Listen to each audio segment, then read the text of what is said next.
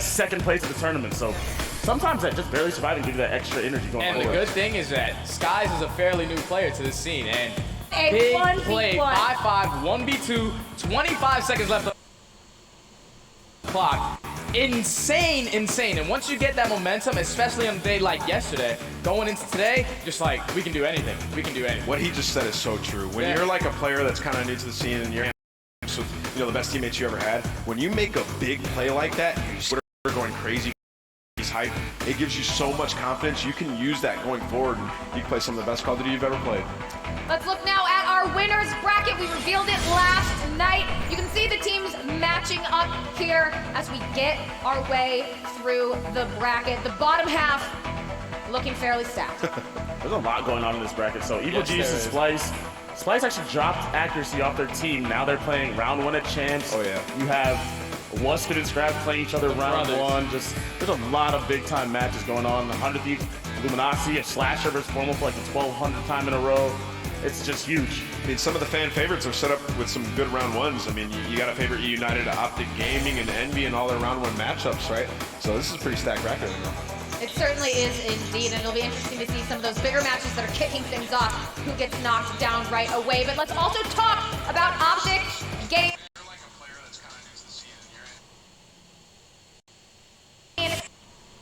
Making it into bracket play this year, seeing what they can get done. We hear the crowd behind us cheering for their team.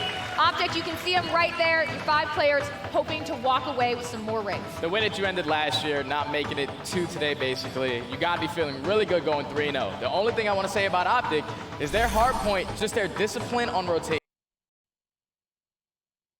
If they can get that down to the T and just play more consistent in those hard points instead of getting them so close, they'd be a lot better going into bracket play. Well, a good sign for Optic Gaming, though, at least through group stage, is that Scump and Crimsix performed, right? Yeah. Like, those are the 2 players who at times have been underperforming on this team. You know what you're going to get out of TJ and Dashy. They've been your all-stars throughout the season, and Karma's always doing his thing. So if those 2 guys are performing, that's a team that can make a run and maybe win.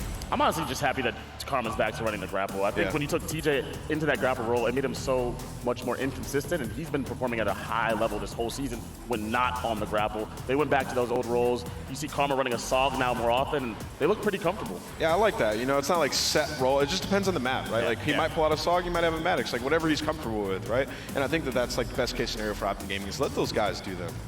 Now let's talk about our 2 main slayers from group stage. That is Scraps and Dylan from FaZe Clan and Reciprocity, going so big for their teams over and over and over. We saw it from Dylan at CWL Finals, and we've seen it from Scraps consistently throughout the year.